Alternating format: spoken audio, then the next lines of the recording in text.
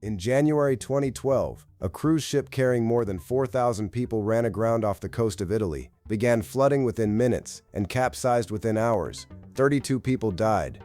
That's the exact fear almost everyone quietly carries onto a cruise ship without ever saying it out loud. What actually happens if this thing starts going down? Today we're breaking down exactly what's supposed to happen when a modern cruise ship is sinking, not the movie version, the real evacuation system built into every ship you've ever sailed on. And by the end of this, you'll understand something most passengers never think about until it's too late. Cruise ships aren't designed to never sink. They're engineered to survive long enough that it almost never matters. Here's what makes this genuinely hard to reason about. A cruise ship is enormous, sometimes over 200,000 gross tons, and yet it's still a single object floating on water, subject to the same basic physics as any boat.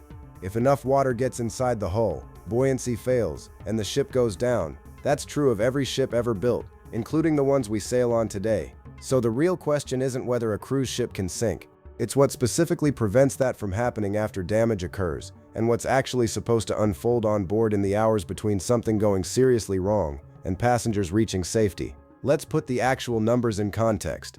A large modern cruise ship can carry between 4,000 and 9,000 passengers plus 1,500 to 2,300 crew. International maritime law, specifically SOLAS, the Safety of Life at Sea Convention, requires every passenger ship to carry enough lifeboats and life rafts for at least 125% of everyone on board, meaning there's built-in redundancy even if some evacuation equipment fails or can't be deployed. Since 2015, SOLAS regulations require a full muster drill, where every passenger is walked through evacuation procedures within 24 hours of boarding, not after a full day at sea like it used to be.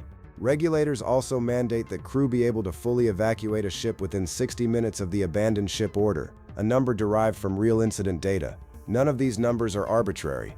Each one exists because a previous incident revealed exactly how much time and equipment margin was actually needed. Most people assume that if a cruise ship starts sinking, it goes down the way ships do in disaster movies, listing dramatically within minutes, passengers scrambling in chaos, the whole thing over in under an hour. That assumption is wrong, and it's actually the opposite of how modern ships are engineered to fail.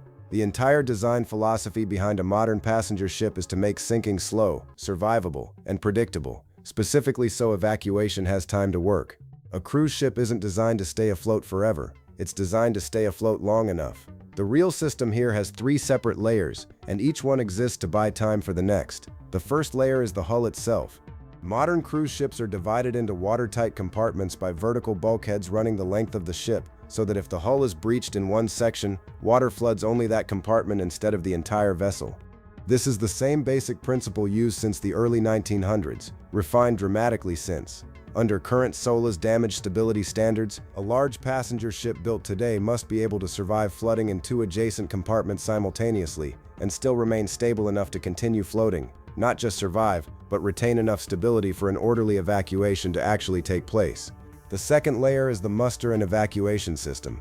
If the ship is taking on water badly enough that continued flooding can't be controlled, the captain issues the abandoned ship order, and passengers move to pre-assigned muster stations, the same stations they were walked through during that mandatory drill within their first 24 hours on board.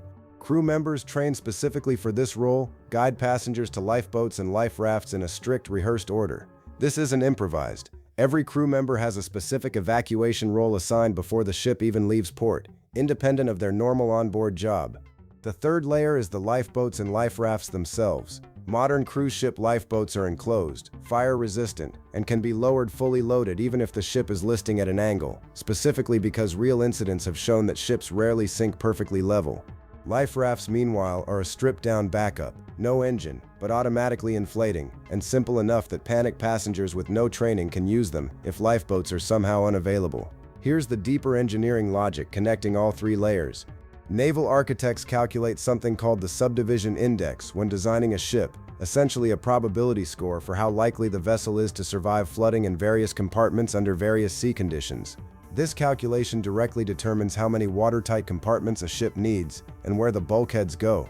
Since 2010, SOLAS has also required large passenger ships to meet a safe return to port standard, meaning the ship must be able to survive certain casualties, a fire, partial flooding, and still return to port under its own power without ever needing evacuation at all.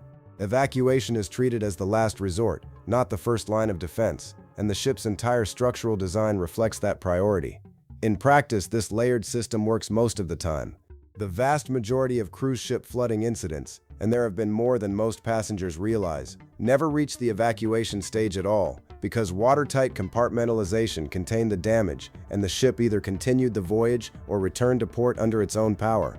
When evacuation has been necessary, well-executed musters have moved thousands of passengers into lifeboats within the regulatory 1-hour window, precisely because of the drilled, rehearsed structure built into the system. But the edge case here is documented, and it's specific. In the Costa Concordia incident, the ship struck a reef and began flooding rapidly, but the real failure wasn't the hull design or the lifeboat capacity. Both worked largely as intended. The failure was human and procedural. The captain delayed the abandoned ship order for over an hour after the initial impact, and the ship began listing so severely, eventually past 60 degrees, that lifeboats on the high side of the hull became physically impossible to lower into the water.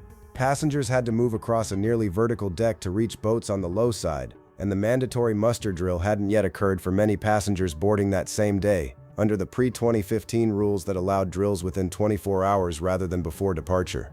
Every regulatory change that followed, the mandatory drill before sailing, tighter evacuation command protocols, stricter listing angle lifeboat requirements, exists specifically because this incident revealed the exact point where the layered system could still fail if human decision-making broke down faster than the physical safeguards could compensate. So a cruise ship sinking isn't really the sudden chaotic event most people picture.